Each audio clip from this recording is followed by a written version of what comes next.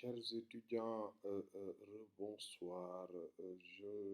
J'aborde aujourd'hui la deuxième séance des techniques de prise de vue et j'ai un très grand plaisir de vous retrouver à travers cette vidéo-là pour la deuxième séance qui va poursuivre avec l'environnement de l'audiovisuel et particulièrement les techniques de prise de vue. Alors, il nous a semblé opportun pour cette deuxième séance d'aborder la question du matériel. Comme vous le savez, une unité de tournage est composée généralement d'un réalisateur, d'un preneur de son et d'un cadreur. Eh bien, cette équipe-là doit aussi réfléchir sur son matériel composé d'un ensemble d'outils qui permettent à cette équipe de parachever l'activité du tournage et notamment dans cette activité-là, fondamentalement la question de la construction de l'image.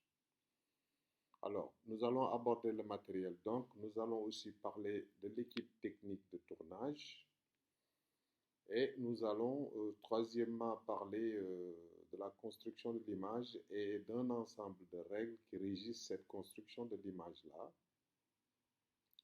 Et enfin, nous allons aborder un ensemble de règles qui sont inhérentes à la composition de l'image, règles qui nous semblent être fondamentales par rapport au travail qui vous attend dans la prise de vue, dans les techniques de prise de vue.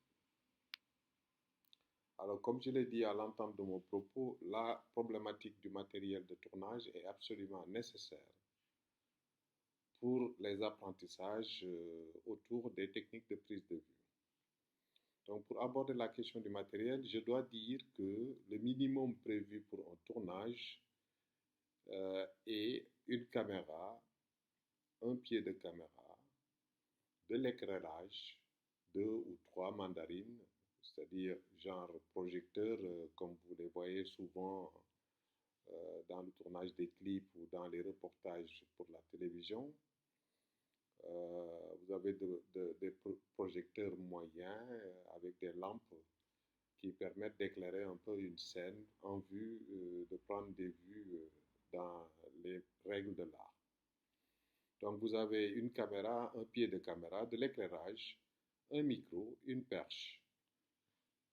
Alors le micro et la perche appartiennent notamment à l'exercice de la prise de son, mais généralement il peut y arriver que vous procédiez à des prises de vue en utilisant une caméra sur laquelle est embarqué un micro qu'on appelle le micro direct de la caméra. Donc, vous pouvez aussi utiliser un jack et un câble qu'on appelle le câble XLR. Et ce câble-là vous permet de relier la caméra à un micro que vous disposez sur une table d'honneur lors d'une conférence de presse, par exemple. Alors, ce matériel-là, bien entendu, évolue avec le temps. Comme vous le savez, tous les 2 ans, les technologies qui ont été créées, qui ont été mises sur le marché, ces technologies-là deviennent obsolètes au bout de 2 ans et il y a de nouvelles technologies qui voient le jour. Donc, les caméras ont progressé depuis longtemps, depuis ce qu'on appelle les high-8, les super 8, etc., qui ont évolué vers la gamme des caméras dites Sony PD150. Et cette PD150 a laissé la place pour la gamme Sony à ce qu'on appelle une PD170. Et ensuite, nous avons toute une gamme de caméras vidéo numériques qui sont nées, comme par exemple la HD. Sur la série Sony, vous avez la HD, Z1, Z5, Z7, etc. Et aujourd'hui, on parle de Canon qui est venu avec la Canon 5D et toute la gamme qui ont suivi. Et la Canon 5D, c'est un peu comme les appareils photo embarquant un écran derrière, et cet écran-là joue le rôle de moniteur pour des prises de vue absolument de qualité numérique, très très en vogue actuellement dans le tournage des clips et dans certaines productions. Alors l'éventail de qualité du matériel est très large, cela va du matériel bas de gamme au matériel professionnel qu'on appelle matériel de qualité broadcast. Le numérique est actuellement le meilleur matériel que l'on trouve sur le marché. Actuellement, on parle même de mini DV qui est devenu économiquement abordable et la qualité des images peut être bien meilleure des fois. Alors, pour en venir au deuxième point concernant l'équipe technique, parce qu'il vous faut savoir quand même, si vous êtes cadreur un jour dans une télévision ou caméraman dans une production de série, etc., il faut savoir que vous êtes sous la coupole de quelqu'un qui coordonne l'équipe de production qu'on appelle un réalisateur. Alors ce réalisateur, donc, il lui faut deux compagnons que sont le cadreur et le preneur de son. Ça, c'est le minimum nécessaire pour une équipe technique pour aller en tournage. Donc si vous êtes en télévision, donc souvent il n'y a pas de réalisateur pour une sortie en reportage. Vous êtes vous-même journaliste et producteur de la chaîne. Vous êtes accompagné généralement d'un caméraman et d'un preneur de son seulement pour aller couvrir des chants ou des gamous ou des magal, peu importe. Alors, dans le cadre de l'exercice de cette équipe technique-là, il y a un ensemble de traditions ou de mots d'ordre qui sont généralement utilisés pour permettre à l'ensemble des membres de l'équipe de comprendre un tout petit peu le jargon nécessaire ou le vocabulaire technique nécessaire pour le travail de l'équipe de production. Alors, entre autres jargons, vous avez ce qu'on appelle moteur, le slogan qui est lancé, l'appel qui est lancé pour démarrer le tournage qu'on appelle moteur. Donc, avant chaque prise de vue, on s'assure qu'il y a un silence sur le plateau et une fois que le silence est total, le réalisateur va lancer ce mot d'ordre-là qui veut dire moteur. Et quand il dit moteur, quand il dit d'abord, avant de dire moteur, il dit silence, on tourne. Et à partir de là, il lance moteur, ça veut dire il demande au caméraman ou au cadreur de mettre sa caméra en marche. Il se tourne aussi du côté du monteur pour demander à ce que le monteur commence les enregistrements du son. Une fois que tout est OK, c'est en ce moment qu'il lance moteur pour demander à l'équipe de commencer le tournage proprement dit. Alors, une fois que l'équipe est prête à tourner la scène, c'est-à-dire que le cadre et la lumière sont faits, que le preneur de son est en place et que les acteurs, dans le cadre d'une série fiction ou d'un film de fiction à la Hollywood ou à la Bollywood, peu importe, une fois que les acteurs sont prêts, le réalisateur demande le silence sur le plateau. Une fois qu'il n'y a plus de bruit du tout, le réalisateur dit moteur et le cadreur lance alors l'enregistrement. Le réalisateur généralement attend une dizaine de secondes pour voir un tout petit peu s'il n'y a pas de bruit parasite tout autour et lance le mot action qui donnera le départ du jeu des comédiens. Donc, c'est pendant tout ce temps-là que l'équipe réalise le premier plan, voire le second plan, puis ainsi de suite pour faire le tournage en entier. Alors, une fois que nous avons une idée du matériel et de l'équipe technique, nous allons aborder maintenant une question qui relève de l'esthétique, de l'image, qui relève de la pratique artistique elle-même, qu'on appelle la construction de l'image. Alors, dans cette construction de l'image, il y a un élément absolument fondateur, un élément de base au départ de tout, avant même l'enregistrement du plan lui-même. Nous avons ce qu'on appelle le cadre, ou l'activité qui tourne autour du cadre, ça s'appelle le cadrage. Donc, cadre et cadrage sont des éléments absolument fondateurs de l'action de prendre une vue dans le cadre de l'audiovisuel ou du cinéma. Alors, ce cadre-là, il existe depuis la Renaissance. C'est un terme qui est utilisé par les peintres, par les artistes visuels depuis longtemps. Et cela relève un tout petit peu d'une sorte de représentation d'un morceau de la réalité sur une toile ou sur une murale, peu importe. Mais cette représentation de la réalité, généralement, a pris les formes d'un rectangle, donc deux horizontales et deux verticales, qui en délimitent un peu l'espace privilégié. Donc, le cadre, pour le définir, est la limite spatiale d'une image délimitée par le rectangle du viseur. Donc, dans le cadre du cinéma ou de l'audiovisuel en général, nous avons un outil absolument qui intervient dans la pratique du cadrage, dans la confection du cadre, qui est l'outil de la caméra. Généralement, si vous êtes dans un milieu professionnel, la caméra elle-même est dotée d'un objectif et au travers de ce prisme de l'objectif, nous avons une réalité qui est représentée, un morceau de la réalité qui est représenté. Alors, ce morceau de la réalité que vous mettez dans cet espace privilégié rectangulaire participe un tout petit peu d'un artifice, d'un système qui nous permet de définir la réalité, mais aussi ce qui est en dehors de cette réalité représentée, qui est le hors-champ.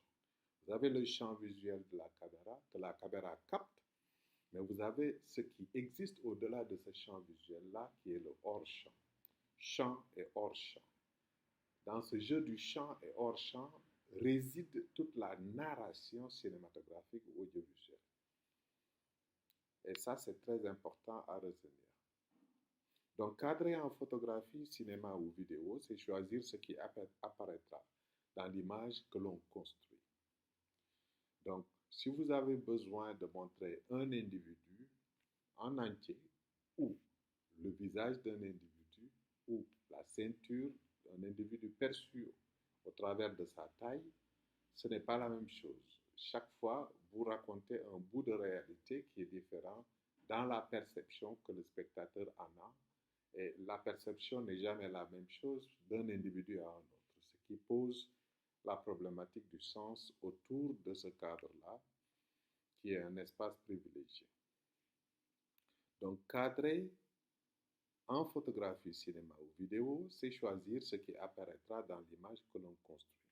C'est délimiter aussi une portion de l'espace représenté que l'on appelle le champ. C'est H-A-M-P. Cadrer, c'est donc aussi choisir ce qui ne sera pas dans le champ et que l'on appelle le hors-champ. Délimiter un champ, c'est donc peut-être avant tout construire un hors-champ. Alors, pour en revenir fondamentalement à cette notion de construction d'une image à partir du cadre, nous allons convoquer ici un certain nombre de règles qui régissent la construction de ce cadre-là, qui est en prélude à l'enregistrement du plan lui-même. Alors, il y a ce qu'on appelle une règle fondamentalement très connue, qui est la règle des 3/3. Donc, si vous définissez un cadre autour de deux horizontales et deux verticales, vous en délimitez l'espace en 3 parties. Alors, verticalement et horizontalement. Donc, si vous prenez un papier A4, vous tracez 2 lignes à l'intérieur sous sa forme rectangulaire, bien entendu. Vous tracez 2 lignes verticales et vous coupez ces 2 lignes verticales en faisant aussi des lignes horizontales qui traversent ces lignes verticales. Vous avez donc verticalement 3 colonnes et vous avez horizontalement aussi 3 colonnes. Alors, à partir de là-bas, vous allez maintenant suivre une tradition qui veut que l'œil du spectateur soit attiré par le croisement que vous dessinez virtuellement. C'est des choses qui n'existent pas réellement dans le cadre, mais on l'imagine virtuellement, la consistance ou l'existence de ces lignes verticales et horizontales, mais qui se croisent à des points spécifiques, dits points de force. ces points d'intersection-là, qui sont 4, sont des points de force. Et l'œil du spectateur est attiré par ces 4 points de force-là, sur lesquels vous disposez objets et êtres humains dans le cadre d'une composition de l'image. Si vous regardez l'élément graphique que je vous ai envoyé, vous voyez qu'on a disposé dans le cadre le soleil à l'horizon, vraiment au large de la mer, le soleil couchant. On est d'accord? Donc, vous avez sur la ligne horizontale vers le bas, vous avez une construction qui symbolise l'eau, la mer bleue, et sur l'intersection qui est en haut, on a placé le disque solaire d'un soleil couchant. Donc, il faut donc fabriquer son image en utilisant les lignes et points de force que vous voyez là dans l'élément graphique.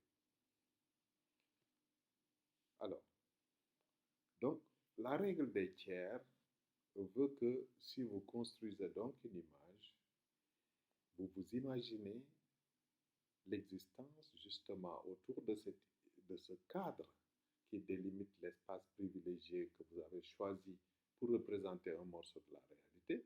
Ça peut être une télévision, ça peut être un salon en entier, ça peut être un bonhomme qui est vu seulement de la tête jusqu'en dessous du menton, dans le cadre d'un gros plan par exemple, ou ça peut être 2 personnes qui sont dans un entretien télévisé. Dans l'un et l'autre cas, la disposition dans l'espace des individus ou des objets que vous filmez se fera en fonction des lignes et des points de force qui existent sur ce cadre-là, des lignes virtuelles encore une fois. Donc on construit à partir de ces lignes et points de force les éléments qui nous permettent de composer notre image.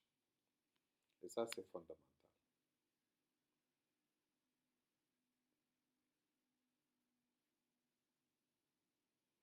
Alors, toujours en poursuivant dans la construction de l'image,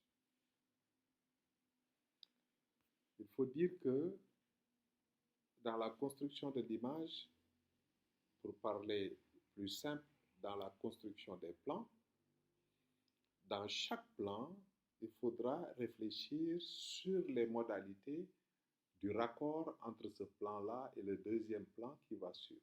C'est fondamental.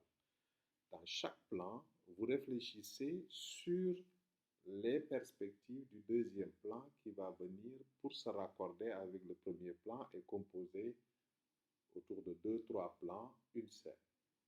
Nous sommes d'accord.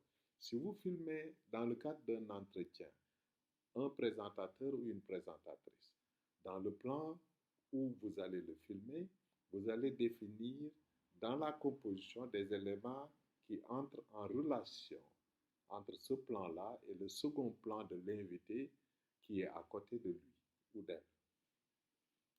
Et pour y arriver, il faut comprendre ce qu'on appelle les raccords de valeur, les règles de montage en général.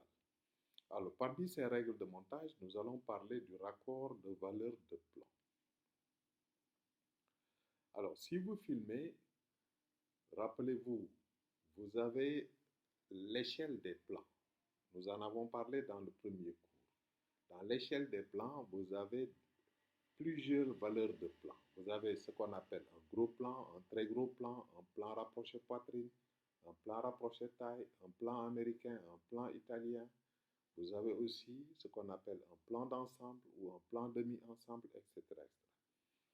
Et vous savez que les plans-là, il y en a qui viennent successivement, euh, euh, comme par exemple le rapport entre le plan rapproché taille,